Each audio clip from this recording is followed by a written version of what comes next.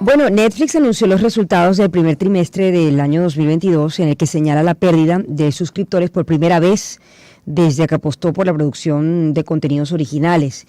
Y eso ha provocado una caída del 25% del valor de sus acciones en bolsa. La plataforma de streaming, la última vez que bajó el número de suscriptores fue en octubre del año 2011, cuando anunció una baja de 800,000.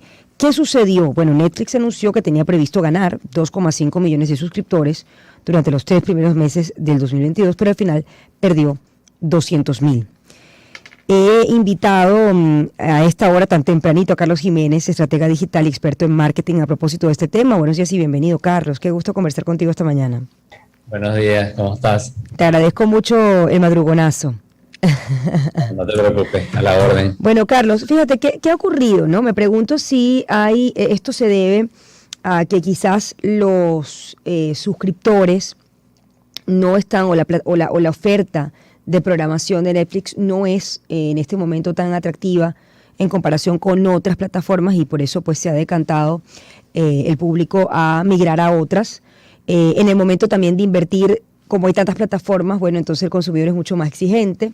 O definitivamente hay algo en el modelo de negocio Netflix que hace que de alguna manera varios puedan compartir pantallas, y eso hace que baje el número de suscriptores. Sí, cómo no, Shirley. Bueno, fíjate que es una mezcla de factores que han afectado los resultados financieros, porque hay que partir del hecho de que esto que ha sucedido de la caída del valor de las acciones de Netflix, una caída importante, estamos hablando de una semana, 40%, casi 40%, una cifra estrepitosa, y que algunos califican como el peor desempeño de alguna acción en el año.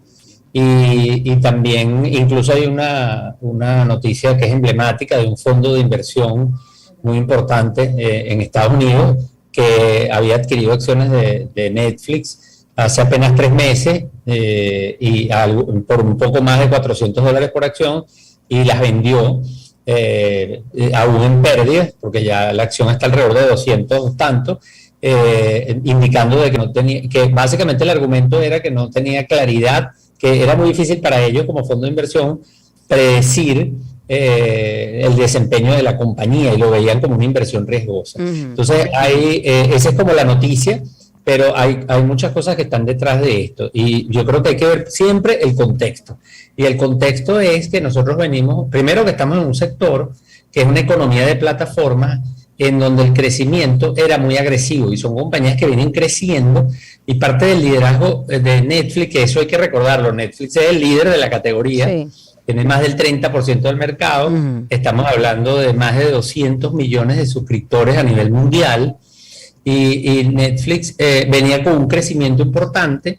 Por ejemplo, un trimestre en el primer año de la pandemia había crecimiento promedio de 10 millones de suscriptores. Ahorita hablamos de una caída de 200,000, que es el 1% de la base de suscriptores. Entonces, si lo vemos en perspectiva, sí, tiene que ser algo más que eso, porque los 200,000 suscriptores no es una explicación suficiente para esa caída tan fuerte. Entonces, allí vienen muchas razones. La primera, a mi juicio, tiene mucho que ver con eso del modelo de la categoría, en el sentido de que primero Netflix es el líder, pero estuvo mucho tiempo dominando solo, y ahora han llegado otros actores importantes que además tienen mucho más recursos que Netflix, sí, porque estamos hablando de gigantes como Apple, Disney Plus, el más importante, sí, HBO, Amazon. O sea, hay unas compañías que tienen mucho flujo de caja, que pueden estar dispuestas a subsidiar hasta cierta medida el servicio para ganar en negocios lo llamamos comprar market share, es comprar participación de mercado. Entonces, eso es una amenaza importante.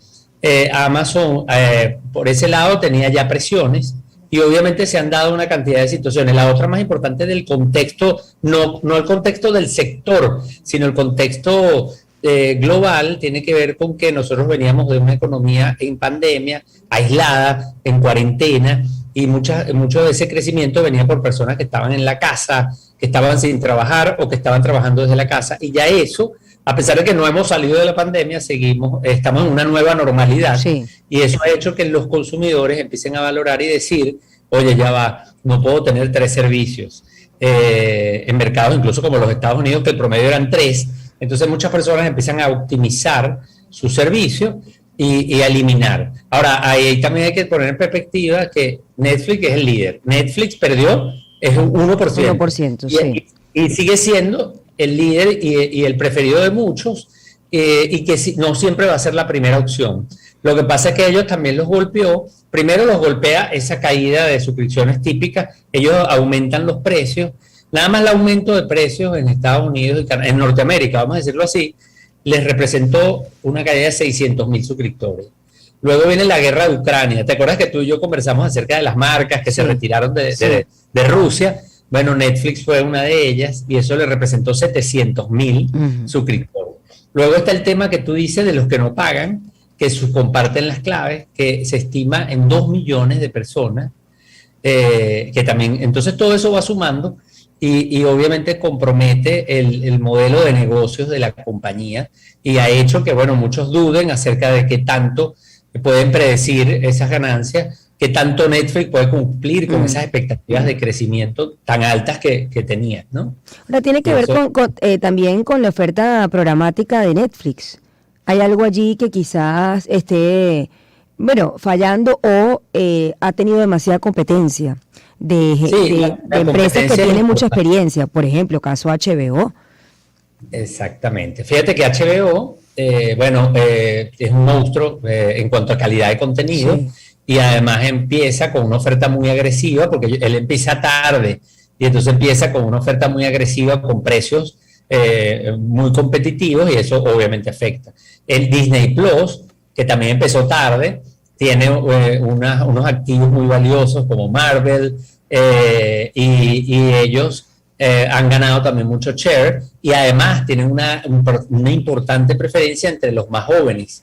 Netflix, sin embargo, ahí podemos también volver a lo mismo y decir, tampoco es que está tan mal, en el sentido que tuvo producciones muy reconocidas. Los juegos del calamar que tanto se habló es una producción de Netflix. Y Netflix también ha tenido, a pesar de que no le va tan bien en los Oscars, este año, por ejemplo, se llevó apenas una estatuilla de las 20 y tantas nominaciones que tuvo, pero sin embargo siempre es una producción que está allí y que da de qué hablar en lo que tiene que ver con el entretenimiento. Tiene mucho más que ver acerca de las dudas, acerca de si puedes mantener el crecimiento. Estos son negocios que llamamos economía de plataforma, que requieren crecimientos muy agresivos, porque la dinámica de la competencia no es la misma que se da, por ejemplo, en una industria automotriz tradicional o en una industria de alimentos tradicional. Son compañías que son sectores que necesitan básicamente detentar posesión de dominio, y por eso se da una dinámica que se le llama el ganador se lo lleva todo. Entonces, si tú lo ves, por ejemplo, en redes sociales, Facebook, si lo ves en videos, YouTube, si lo ves en streaming, entonces Spotify, ves que se da esa dinámica en donde hay una alta concentración, y por eso se apuesta mucho, se mete mucho dinero de capital de riesgo apostando a eso, a básicamente quedarse con el mercado, porque se requieren niveles de crecimiento. Entonces Netflix estaba prácticamente solo, pero ahora tiene esa situación, y eso es lo que hace que tambalee, que ponga en duda, que oye, ¿qué tanto va a poder? Sí. Y surge la idea del modelo de negocios publicitario que tú mencionaste. Ahora, ¿en Latinoamérica se comporta igual? ¿Netflix sigue siendo líder de mercado? Sí, en Latinoamérica también es un mercado importante, es un mercado, sin embargo, de riesgo. Los mercados emergentes, que son los que dan crecimiento, el tema que tiene más riesgo es obviamente el tema del compartir contraseñas, etcétera. Son mercados donde eso se da. Digamos que hay mucha más opacidad en Latinoamérica con el tema del compartir pantalla. Exacto. Hay gente que ha hecho de eso un negocio, además. Exacto. Y Netflix está indicando que, ojo, que ese es un problema que ellos siempre tuvieron, porque no es algo nuevo. Lo que pasa es que antes, cuando tú vienes creciendo a un ritmo frenético, eso es un problema pequeño. Entonces, pero ya cuando no creces, porque por cierto, no es que Netflix no crece, es que la categoría no está creciendo. Y de hecho, Fíjate que las acciones también de Disney, de otras, Paramount, incluso de plataformas que no son de OTT, como llaman, de video, sino también de música como Spotify, también cayeron. O sea, esas acciones cayeron, no cayeron tanto, pero fueron arrastradas, porque las dudas vienen acerca del modelo. O sea, es una duda no solamente acerca de Netflix, sino del modelo, porque algunos estudios indican que con esa vuelta a la normalidad, la gente está dejando de suscribirse a servicios, porque también hay una situación económica apremiante en todo el mundo. Y sí, hiperinflacionaria. Y fíjate que el crecimiento de lo que llama OTT, como se llama esta categoría, que es over the top en inglés, en términos de tiempo, básicamente se ha mantenido estancada. Para que tengas una idea, el tiempo semanal que se le dedica, o por día, mejor dicho, a estos medios, lo que es la televisión abierta, es algo así como 1 hora 52, que es algo que se había mantenido estable entre 2 horas, 1 hora 50 en los últimos años, desde el año, por lo menos los últimos 5, 7 años. Pero lo que era la televisión streaming, que hace 7 años era 52 minutos al día, ya está por 1 hora 27, o sea, venía creciendo, pero ya tiene prácticamente desde el año previo a la pandemia estancado. Entonces tampoco es que la gente, ni mucha más gente se está suscribiendo, ni tampoco la misma gente que ya está suscrita está aumentando el tiempo que le dedican a estas plataformas. Entonces, ¿por qué? Porque el tiempo es limitado, entonces puedes crecer hasta cierto punto. Bueno, entonces Netflix se tambalea, bueno, me parece sí, pero hay que ponerlo en contexto, al menos puntual. Lo que ha pasado en este momento. Gracias, Carlos, te agradezco mucho, interesante el tema. Vale. Es noticia, además, el tema de Netflix y su caída en la bolsa, ¿no? Y también, por supuesto, los comentarios que hay en torno a lo que es su programación y el modelo de negocio. Carlos Jiménez, estratega digital, experto en marketing, @Carlos Jiménez, por allí lo puede conseguir en las redes sociales.